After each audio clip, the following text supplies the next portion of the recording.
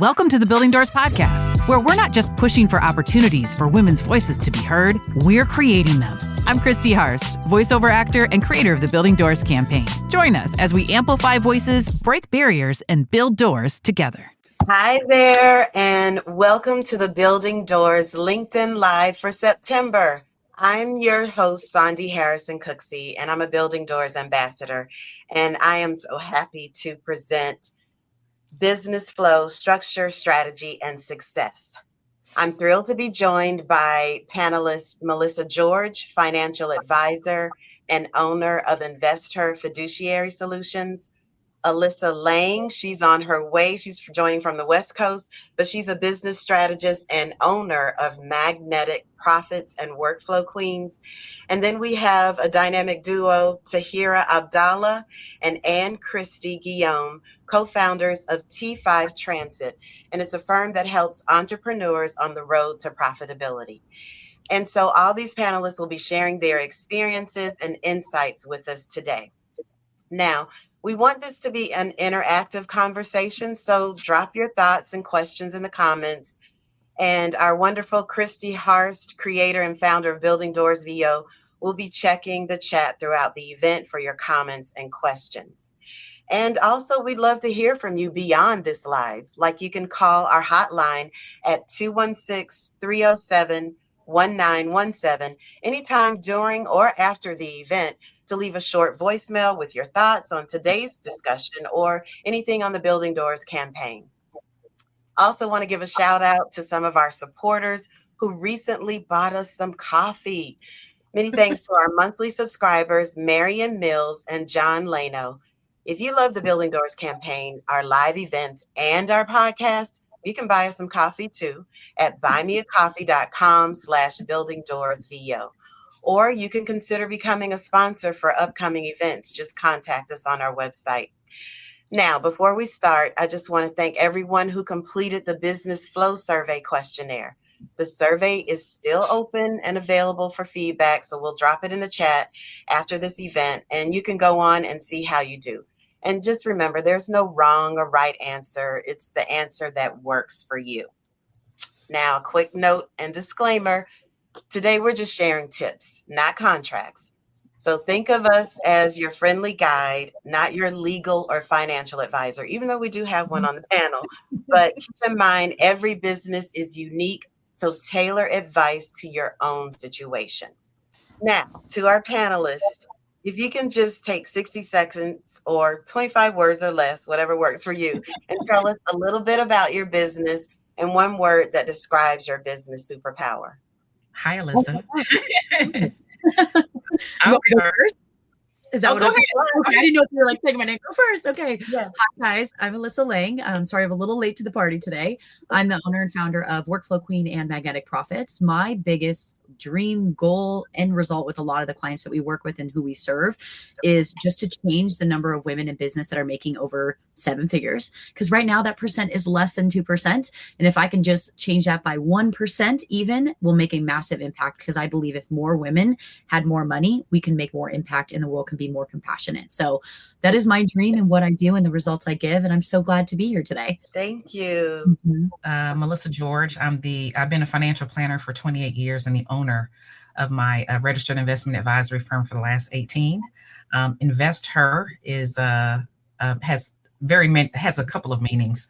Her is female founded, female focused, and her is also an acronym for helping entrepreneurs retire. I like to stay in that space. More specifically, Black women are at the bottom of the wealth gap. And so I provide comprehensive financial planning with a focus on behavioral finance and financial therapy to help women retire with confidence. Wow, this is great. And I'm following that. So my name is Christie. I'm the co-founder of T5 Transit. And our main objective is to reverse the trend that 82% of businesses fail due to cash flow management issues. We are here to solve that problem for all businesses. And because we understand that not until they cross that threshold of having a financial system in place, it will be very difficult for them to move on to the next step. And I would say my business superpower is I have the ability to break down complex concepts into simple terms that anybody can understand and use. Cool. All right. Well, thanks, AC. So I'm Taheera Abd'Allah, the co-founder as well of T5 Transit. And again, our mission is to put every entrepreneur on the road to profitability. And we do that by acting as cash flow interventionists. So we help business owners get paid what they're worth. And my superpower, our shared superpower would be financial clarity, helping them find financial clarity. Cool. Well, I love all these super business owners. And so thank you again for taking the time to share with us. So let's start with some of the results that I got from the survey. One of the questions I asked was, how is your business set up? And the results were split among, evenly between I'm figuring it out, I need some tweaks, and room to grow. So panelists, I want to ask you, how did you determine your business structure? Were there any guidelines or criteria, or did you just pick something and then learn some things and later on change the structure? I started out as an LLC. My company is still an LLC. After I decided to stop doing my own taxes and let a professional do them, she really encouraged me to have my tax status as an S Corp. So I'm an LLC that's taxed as an S Corp. And I have found that most of the businesses that I work with are structured that way as well. So I'd love to hear from the other ladies and see how you all are structured. I'm actually structured as well. One of my companies, so my Workflow Queen brand, I am an LLC taxed as an S Corp. And following what Melissa said is it really just depends on the entity and like how you're set up, also how much revenue you're making, because you don't really typically want to be an S Corp from the very beginning. You typically want to wait till certain revenues in. So that's why I chose with that company, because we do generate multiple 7 figures a year. So it was smart for me to become an S Corp. With my Magnetic Profits brand, we are actually just solely an LLC. I kind of am covered a little bit over at my other business. So that's why we chose just the structured as an LLC. The lawyer was the one who decided on LLC rather than a sole prop, while the tax firm decided on the tax strategy. So that's a key point most people miss, is that they think the tax strategist is supposed to be the one to decide on sole prop LLC. Neither helps you better in taxes. It's a matter of the legalities. It would be the same answer. Well, yes, we are structured. You're on mute. No, it's okay. We are structured as an LLC, but part of the reason why is because of our citizenship status, right? One of ours. So that was AC. So we were not able to do an S Corp initially, which is what we wanted to do. But we also found that creating an LLC in the beginning of forming a business, it has its pros, right? So when you're not earning as much, the S Corp is not as necessary, and it costs a little bit less to actually form and to sustain. And so we started off as an LLC, but we also have another, like a parent company, right? Active Management, which would be the S Corp. And so we definitely have a wealth strategy built with keeping the structure in mind. Okay, that's very interesting. I know a lot of people say, what comes first, the legal person or the tax strategist, like Alyssa said. And so how do you decipher between the two, like who to listen to? I think that depends, because I'm assuming that the two of you are actually partners, right? Because I hear that you're together. It looks like you guys are together in the same room. I know that I've had a business partner at one point at Magnetic Profits when we first started. She was based in Canada.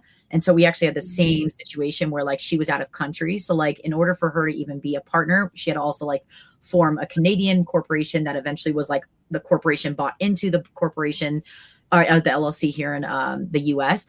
All very much for my brain to handle, because I don't want to handle all those little details. Yeah. So we worked with a legal firm plus a tax firm to do that. And sometimes it's not really the chicken before the egg. It depends on the goal. So if the business is, I'm trying to hit major dollars from the beginning, I'm trying to get seed money, I'm trying to get investors to come in, it's a whole different ball game, rather than if maybe you're more freelancing, I'm just getting in and, it's kind of a side hustle. And I'm deciding, we've all started as a side hustle. And then it was like, holy crap, we make a lot of money. Now we've got to do something with this. So allow it to be whatever fluidity. It feels really good right now. I just always say, no matter what, legal protection, just at least become an LLC, because it does protect you a little bit more, but talk to the lawyer for sure on that one. Let's move on to managing your revenue from your from the results on the survey. 60% have a separate business banking account. So panelists, what do you do or recommend for managing your revenue for your business? Should you have one account or multiple accounts? And what is the purpose of the benefit of it? I do have a business. I have 2 business checking accounts and 1 savings account. One of those business checking accounts is specifically for payroll, because I like to have that separated. And I do try to make sure that I'm not commingling funds at any time. So even on the credit card realm, I have credit cards that are specifically for business and some that are specifically for personal, because commingling is the death of a lot of businesses. So that's kind of how I'm structured. And then I also have an Amex extra checking kind of little slush fund for the business as well. Let's hear from the other ladies. Well, I'm glad to hear that the group has they've separated their personal from their business at that stage, and I think that's great. So we have a good start. But as profit first professionals, we believe that every business needs to have at least 5 bank accounts, and so you do need to have an account for income. You do need to have an account for your profit. If you do not have a profit, you're not really running a business. Then you need to have an account for your owner's compensation to pay yourself, then an account for taxes, and then an account for operating expenses. And under that operating expense account is where you can have sub accounts like the payroll account, right? Or new equipment or things like that, or debt crushing or different things under the OPEX account. And so we definitely out there teaching people that they need to have at least 5 bank accounts to give them great financial clarity right away once they do that. And so we use a platform. Our tool that we use is Relay Financial. And it's specifically designed to open up the 20 free non-fee checking accounts and a couple savings accounts. So again, when it's done correctly, you can open and close accounts right from your phone, your laptop. So it's almost like the technology has finally caught up to the strategy, right? That we should all kind of implement. Cool. I cannot wait to hear Alyssa speak. Because I know. I was going to say Alyssa and Taheera are on the Profit First. Yes.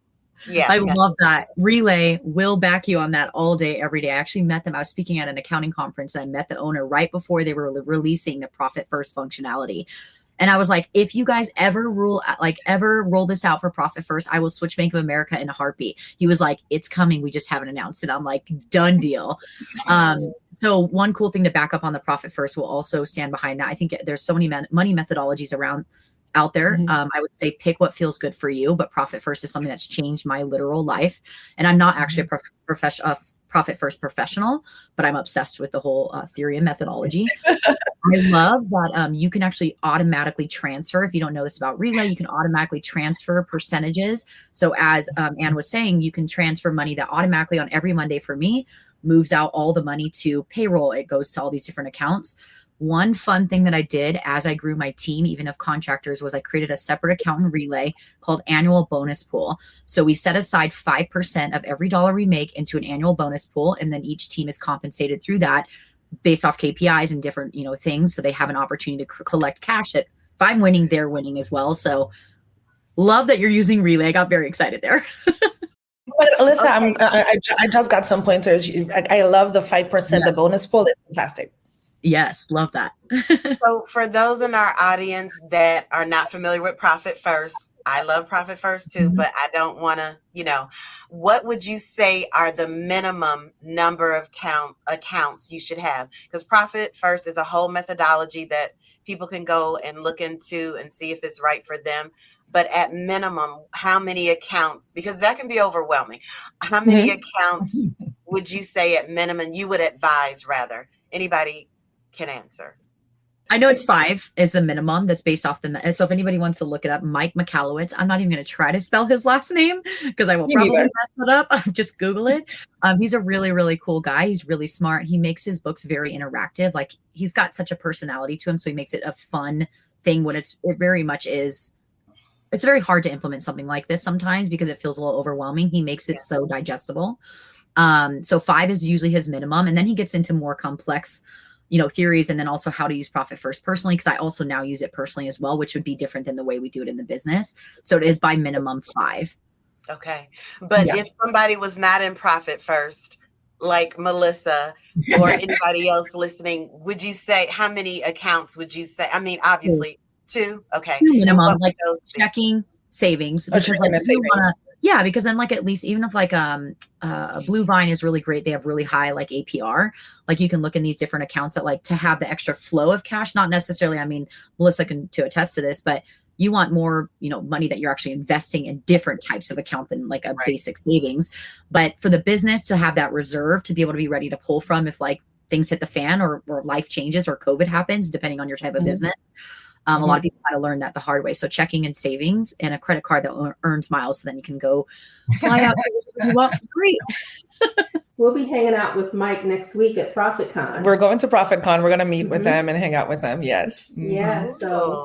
So that again, in the chat, for those who may not be familiar with Profit First, that's something we're not pushing it. We're just, sharing our experiences. So back to the survey results, I asked about tracking revenue, and 52% of the respondents use a software app system, and about 16% use a spreadsheet or jot things down, and 16% track revenue and expenses, not necessarily consistently, but with little detail. So I want to know in the chat, first of all, do you guys have any questions? And what do you think on some of these questions so far? And how would you rate yourself on tracking your revenue? But panelists, I want to ask you, how can someone turn tracking revenue into a routine that actually helps them make smarter business decisions? Or how do you track your revenue? I can take that one. I definitely encourage people to, whether you're using software or not, I think everybody needs to start with a monthly nut. You need to understand exactly how much you spend on a monthly basis. You need to have that amount logged down. And to do that, you need to have an Excel spreadsheet or even a Word document, and you list everything out. And then you have the dates at which they need to be paid.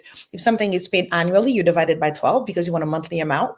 And you put every single thing in that sheet of paper, every single thing you can think about. Some things happen once a year. You need to put it in there. You divide it by 12.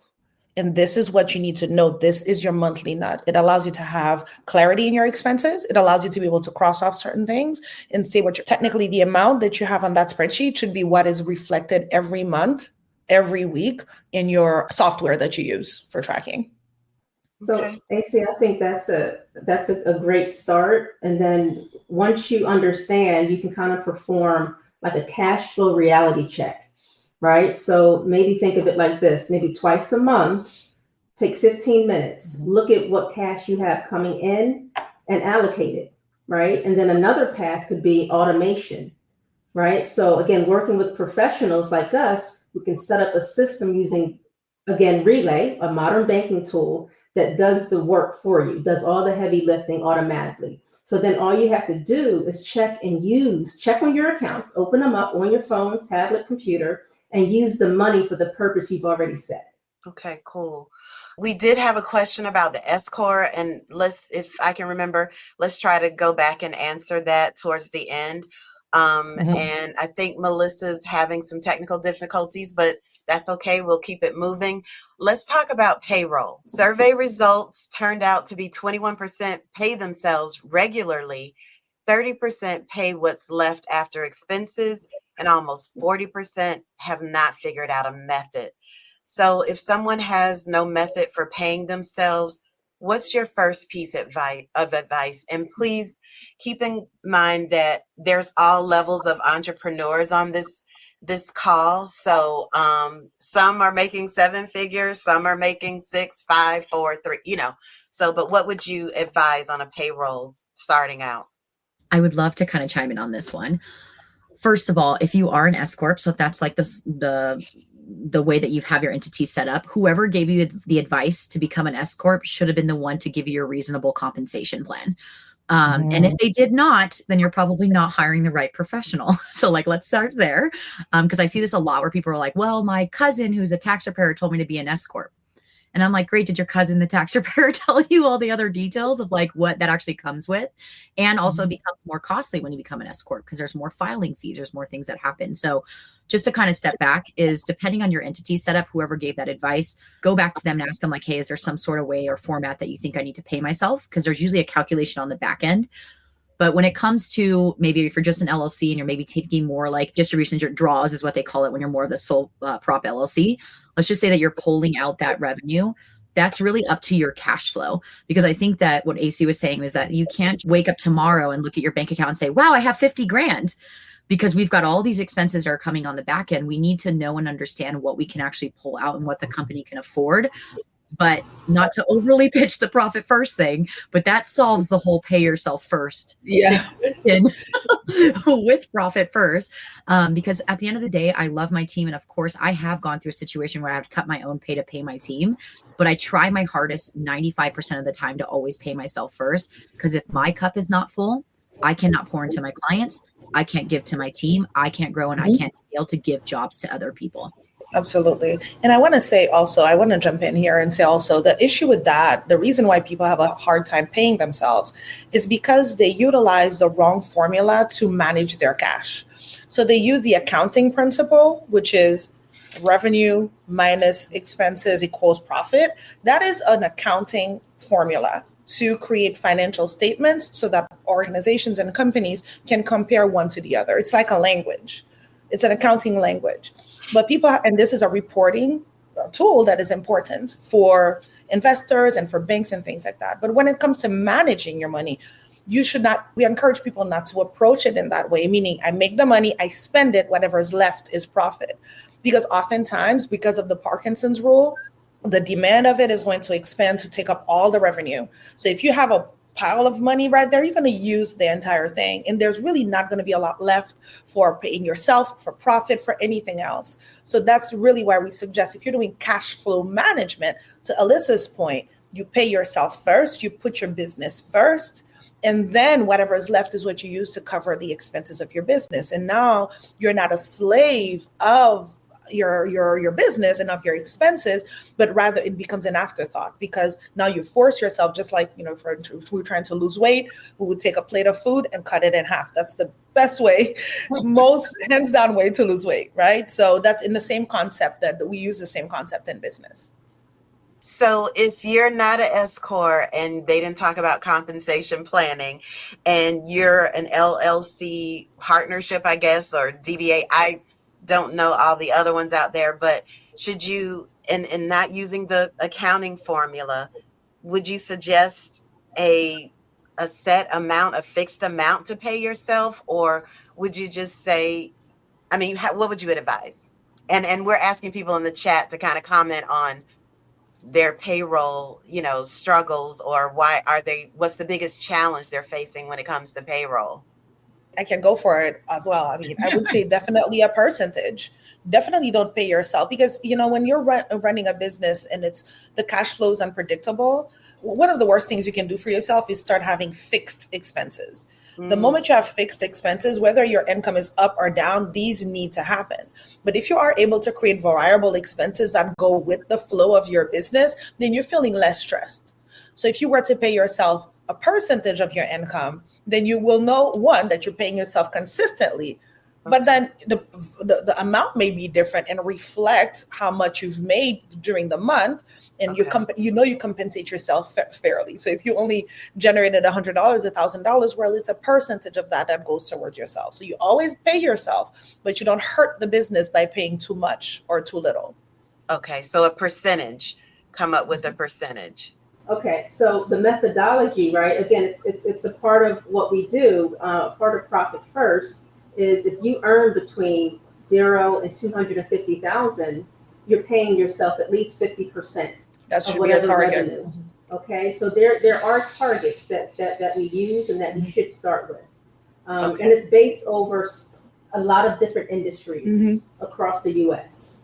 So it's proven data. And again, it's something to talk about. I wanted to add, because I know for a lot of people that are starting out with their businesses, paying themselves is a major challenge. Yes. I could even go back to COVID when the PPP loans were coming out.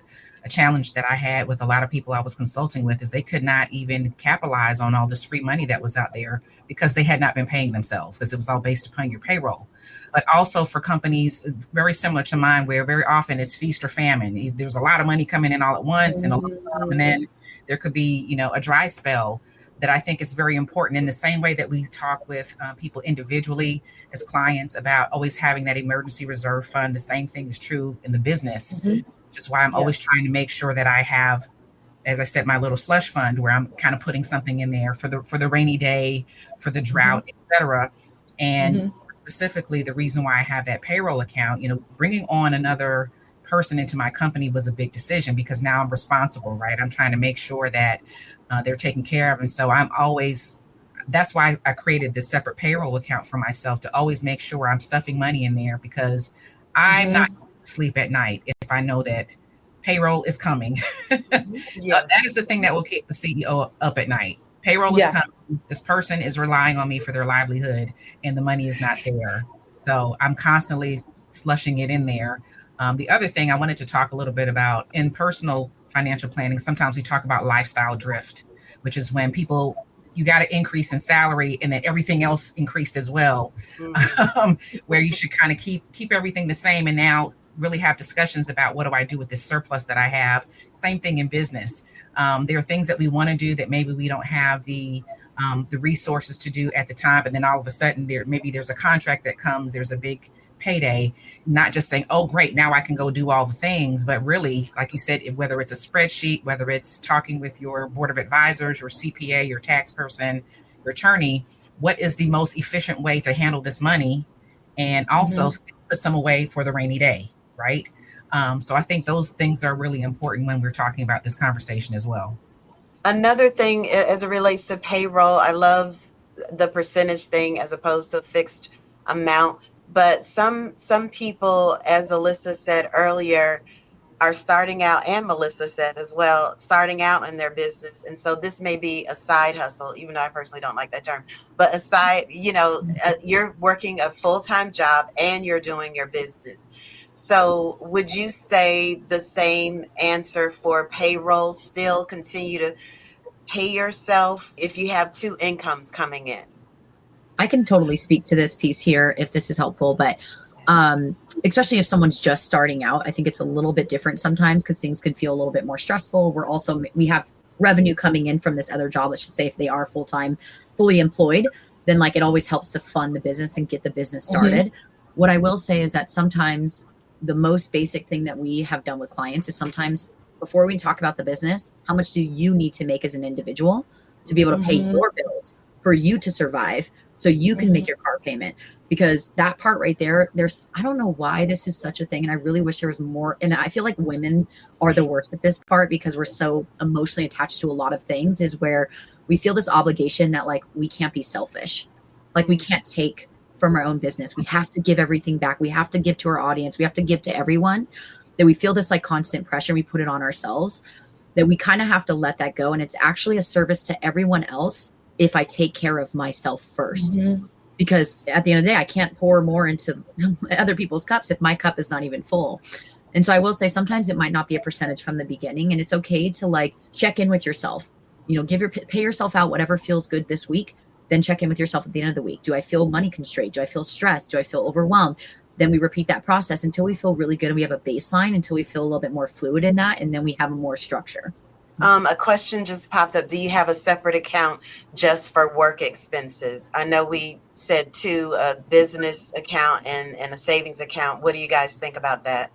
I feel like that question it sounds like the person is still thinking about their personal account when they're thinking about business and they have a work expense. What we're saying here is, let's say you're a voice actor, you need to have a whole business banking account. This is where you have so even when Melissa was speaking, you need to have 2 or 3 business accounts. We were talking about business accounts. So you definitely need to have business accounts, a checking account and a savings account for your business. And then within that, you can choose to have an account for your work-related expenses. You can have however many account you choose to have on the business side. Now we got through payroll. And I mean, as we know, being a business owner is not for the faint of heart, and it can be overwhelming. So if you had to give one piece of advice, just one, for turning, maybe a reactive, chaotic business flow into a proactive, strategic approach, what would that look like, or what would it be? I think one of the biggest things we could do is to stop treating our bank account like one big pile of money, right? So before you make one other deposit, decide where every single dollar will go, right? So give every dollar a job. I'm going to go back to give it to profit, give it to your owner's pay, taxes, expenses, and investment. But make sure you know exactly what every dollar is for, what it's coming in from, and then where it's going out to. Anybody else want to add that? So for me, build your business like you're going to sell it. And I know Melissa's going to be like the investor in her is like, yes, please, let's do this. I find that even for myself, my very first business, I've actually owned 3 in total. If I would know what I know now, I would have treated it so different when that company is no longer existing. And I think that sometimes we go into it with like even though we don't like the word side hustle, it's like, it feels like that. It feels like, oh, I'm just making some extra cash to pay the bills, contribute to the family or whatever that might be. You really don't know how far your business can really go. If someone would have sat me down 9 years ago and said that you would own a multi-million-dollar business, I would have laughed in their face because I'd been like, it's not possible. It's not, I can't. And now, and at this point in my life, I wish I would have done so many things differently at the very beginning. If I just would have had the mindset of, even if you don't want to sell it, what if I built this business as if I were going to walk into a boardroom and potentially pitch my company and ask for $12 million? What would I do? I would spend time wildly different than dilly-dallying on Facebook and hoping for the best. Like, you would approach your whole business from a different lens. You just walked into it saying, if this was my end goal, how would I approach today? What would that version of Alyssa do to get there and be that person? I think it's also super important. And again, you all know my niche is with women, because so many women start a business. Their hopes and desires are that they can leave corporate and then just have this business. But when they get to retirement, a lot of times they're just closing the door and there's no check attached with that. Right. So I love what Alyssa said, start with the end in mind. Are you planning to sell it? Are you planning to pass it down to a child or a key person? Kind of what are your goals for that? And when I first started my business, I didn't really know what that was. But once I started figuring that out, I knew that when I am ready to exit the business, I want to check with a couple of commas and lots of zeros. I started managing my business very, very differently. I started looking at, what is the value of my business and how can I scale it so that it is? And I think that's something that a lot of businesses in general, but more specifically with women, we don't think about when we're starting. Yeah. This is some great advice. And I want to finish with adding on, because I think it's just so great. And it's reminding us, Taheera and I, we think the same way. Think that you're building a franchise. Now, for the people who just started, who are new, it's not necessarily fixed, or even for people who are more seasoned, this is more of a behavioral thing. Create time and space for your business. In the same way that we create business bank accounts to separate the business activities from our personal, when you are going to your corporate job, this would be the time dedicated for work. And so it is very important to create space so you can work within that space. It doesn't mean that you need to work 24/7 because it's your business. Some people do that. And sometimes I have been the one doing that, and it's not healthy. Or the other way around is, well, the business is not real. It's a side hustle. I'm not sure. So I'm not really putting in any time. But then we're wasting a lot of possibilities, to Alyssa's point. Like if she knew, she probably would have been different. So creating that space for yourself where, let's say it's 3, 4, 5, 6 hours. Let's say it's a side hustle. It's 2 hours. Make sure that time is there and it's consistently available to you. Great. This is awesome. This is so great. And Melissa, I wanted to piggyback on what you said about, since you're a financial advisor, it's not just about today's profits. It's about tomorrow's security, like you guys have always already mentioned. So from SEPs, but I think it's simplified employee pension, which is basically it's an IRA. And sometimes there's different words for that particular acronym, but a self-employed pension. Yes, for sure. Yes. So what from self-employed pensions, SEPs, to solo 401ks to Roths, there are tools to help you save while staying in business. Is that true? Or what should you consider about your future and how it relates to your business? Like, should you start a SEP, or should you just keep with if you have a corporate job and doing a business on the side? What are your thoughts on that? I'll start with Melissa first, since she's. Okay, well, that is a great question and a loaded one, so I'll try to keep it. I'll try to keep it contained. So there is really a specific time a person should do a SEP. Really, they could start off with just an IRA. The thing that they have to be careful about with the SEP, while it will allow them to put a lot more money in it, and that's usually when people will start a SEP, where you can fund $50,000, $60,000, $70,000 into your business. But you have to be careful, because if you add employees, whatever you fund for yourself, you have to fund for them, and they are 100% vested day one. Oh. So very often, a small company that's planning on taking on employees, not contractors, but employees, that's a conversation to have, because maybe the SEP is not the right tool for you.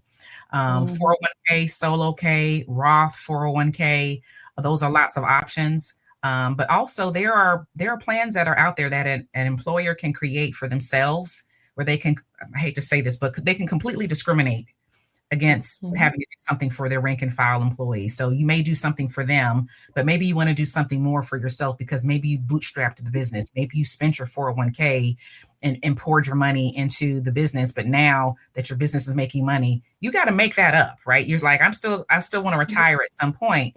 What is something else that I can do? It might be a deferred comp plan. It might be an executive bonus plan that is specifically designed for you, or maybe it's for you and your key employee that you're trying to have some golden handcuffs, something to tie them to the business. So there's many, many options. But if someone's just kind of starting out and they've left corporate, I mean, they can literally start with an IRA. Now, if you get to a point where you're maxing out that IRA, then maybe that's when you want to look at the SEP. There's no need in starting the SEP if you're not putting $50,000, $60,000, $70,000 into it each year. Okay. And is there a minimum to start a SEP, or any of these, or? Not really. It just really depends on what you're funding it with, because sometimes they may have a minimum. You have to start with at least $250 or $500 or $1,000, something like that. There's really not a minimum. Okay. But the maximum part is, how are we doing that? Okay, great. Anybody else want to chime in on that? I did want to share one little thing. It's not really on the specifics of that, because I've got the people in my world who explain all the acronyms and the numbers and the letters. I'm like, I don't know what any of this means. They just tell me what number to contribute by the end of the year. Is if anybody's noticed at all in this conversation, we're all different experts in kind of different arenas, but yet in the same playing field. I wanted to make a really big point that as the business grows, you'll start to build a financial team. I see this a lot where people are like, well, I have a tax preparer. I'm like, that's great. They're just filing your taxes. They don't care about the bookkeeping. They don't care about the financials. They don't care about your cash flow. They don't care about the growth. They don't care about the scaling. They don't care about where you're investing. They're just inputting numbers. And so as the business grows and as you grow as an individual, I didn't have a tax strategist from the beginning. I started with just a simple tax preparer. Then it turned into bookkeeping. Then it turned into a tax strategist. Then it turned into someone who's my financial advisor. And then now a tax attorney, because things have come up and there's been more availability for other things we can do. And so I wanted to really paint the picture that there is a reason why there's so many experts here. And I know it's overwhelming as the entrepreneur being like, I didn't realize I had to have all these people, but no, there is support out there. But if you just asked any of us, if you were to walk into any of our businesses, anyone here, and say, this is my problem, I want to invest and I want to do this, the right person supporting you wouldn't say, well, we don't do that. What they would say is, we don't do that, but I have connections and I will gladly introduce them to you. And so you should be working with firms that are willing to be the liaison between each other. We work alongside our clients' financial advisor, because we know if we're giving them a growth plan to hit 2 million, they best believe they better have a financial plan in place. They best have someone that is walking them through cash flow projections and how to get the data for us to move them to the next level. So just a little golden nugget. Just tell the person what you need and they will introduce you if they can't do it, if they're a good, decent human. That's a good point. I love that. And to piggyback on, or did anybody else want to comment on that? Well, I wanted to say that even if you're not making 2 million, right, Alyssa? So the person that's making 2,000, to have the same mindset, but understand you might have to put a little bit more work in, right? You may not be able to invest in yourself so much or have the cash flow, but still do the reading, do the research, try and connect with people. That's all I wanted to add there. Somebody said you had a wonderful voice, Alyssa, for e-learning and corporate narration. There's a bunch of voice actors on here, so we listen to voices all the time. I feel like it's the biggest honor to ever. I have a podcast, so I think I've had to learn to say things, and that's the biggest honor to have people who literally do this every day to hear that. Plus, people tell me I sound like Jennifer Lawrence all day, every day. So that's so true. You do have a familiar voice. I never thought about Jennifer Lawrence, but okay. So Piggy, it was a nice segue about what you learned, Alyssa, versus where you are now. And so what are some common mistakes? Anybody can answer this, or all of you can answer. What are some common mistakes you see business owners make when it comes to planning for their financial future, or maybe that you made when it came to planning, running your business and planning for your financial future? We'll start with Melissa, because again, she's the financial advisor, the expert here. So I'll tell you something where I had to transition, and I thank you, Alyssa, for what you shared, because that really spurred my memory. I became a minority certified company, and I got a contract, and all of a sudden I was loaded with cash. And what I wasn't prepared for was the tax implication of that cash. And to Alyssa's point, I had a tax preparer. That's not the same as a tax advisor. It's not the same as a tax planner. And all of a sudden I had a huge tax bill, and I didn't have enough write-offs. I really needed to do some restructuring. And so there was a huge learning curve for me in terms of things that I needed to do to not find myself in that same situation again. And so I do think it is very important that people first to have a plan, whatever that plan is. Your company may grow in steps, but it may get a big hit all at once. And so to Taheera's point, start educating yourself now, start creating the connections that you need now, because you will need support, and you want to make sure that support is collaborative. People are not operating in a vacuum, that they are willing to share resources and contacts, and they're willing to work with your other advisors. Like you said, building that team, I think, is very, very important. It was a very hard lesson for me to learn. It took me several years to pay off the taxes that I earned from this huge amount of income that I got in that year. It was a learning lesson. And so from that point on, and same thing I talk about with my clients is, don't get just an order taker. If someone's just doing your taxes and they're not digging in and looking at all the things and talking about ways that you can reduce your tax liability, you're not with the right person. And you might have been using this person for years, and there's that emotional thing. And sometimes we got to cut the cord. It's a business decision, right? Yeah. So anybody else want to share? I do want to chime in. I'm the mathematician. I'm the statistics. I love numbers. And I would say the survey is out. 82% of businesses fail due to cash flow management. So there's 8 out of 10 that you will fail if you don't have a cash flow management system in place. Everything else is important. You don't only need the cash flow management because you need the legal, you need the accounting, because look at what happened to Melissa. A year later, she got hit with the accounting impact of it. But even prior to that, you need a cash flow management plan before you do anything else, because the data is out there. 8 out of 10 people fail just because of that alone. I also find that a lot of people, they don't necessarily have move with a purpose. And so, they'll wait for a big win, a big paycheck, the next quarter, whatever their reason or justification is, they'll decide to wait instead of forming the habit now, right? And so if you understand just funding from every deposit, I don't care if it's $1, right? Put it aside, 1%, put it aside into a retirement account, right? An owner's pay account. But you have to, if you don't start now, then how are you going to, for tomorrow, how are you going to live for tomorrow, right? You can't wait for it, right? Well, you can, but it doesn't really work. So the habits work, the consistency works. Great points. Alyssa, did you want to add? I know you spoke a little bit about your advice and what you learned from the beginning. Yeah. So for me, the biggest thing too, and this just kind of goes into the financial piece as well, of like how to create that financial clarity in the long path, is if you can just take a step back and just look at the low hanging fruit in the business. Because I see a lot of people, if you go scrolling on your Instagram in like one swipe, you will see how to earn more cash. I made $1 million. So you need to do this in my marketing strategy and sell more. And if you just sold and you knew how to do this, then like all these like marketing strategies, a lot of people think like just put out more effort, create more sales, create more things, but they're not actually looking at, I have worked with businesses that make it could be $500,000, it could be $250K, who actually have less cash than someone who makes $200K, because I'm like, I don't care what your vanity metric is. I don't care if you tell me you made $1 million. I want to see that P&L. I want to see that bottom line. And so my thing is always look at the low hanging fruit. So it might be like, more efficiency? How can we create better systems? How can we take a step back and restructure offers and even change it by $25 to have a better outcome? So low hanging fruit, you don't always need to put in more effort, and the back end low hanging fruit as well as better tax strategies. Like Melissa was saying, I've been hit with a big tax bill, and most people who are reactive are going to go April 14th. Holy shit, I have to get this done literally tomorrow. Can someone please change this for me? We can't. We're too late. It's already a little too late for us to do anything now. So if you can be a little bit more proactive on all these things and look at the low hanging fruit and try to, instead of trying to chase the next marketing tactic or the next sale tactic, that honestly is my best advice I can give. Wow, this is so powerful and interesting, and we have a lot of questions, and we'll just try to get to them as quick as possible. But one of the earlier questions from Marion was, what is there, or what is the minimum dollar amount your company needs to be making before going an S corp, or is that a myth, or what?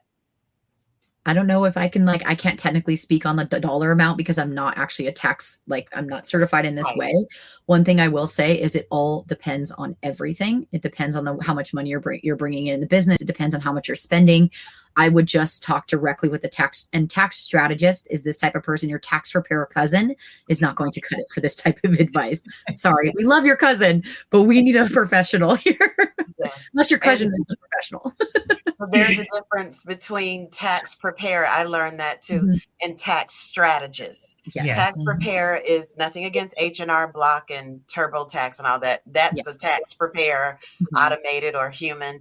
And a tax strategist is somebody that helps you create a strategy for your taxes going forward. Would you say a tax strategist? Usually alongside someone like Melissa. Melissa would be like, here's the investments, because I know that they want to save by retirement X dollar amount. So they're working usually with the tax strategist to be like, because they're going to look at it from an angle of accounting and all the computed numbers, while Melissa's looking at it from long term. And then we've got, AC and you two up here that are you know what, we have to come up. We don't have the cash to give all this investment money.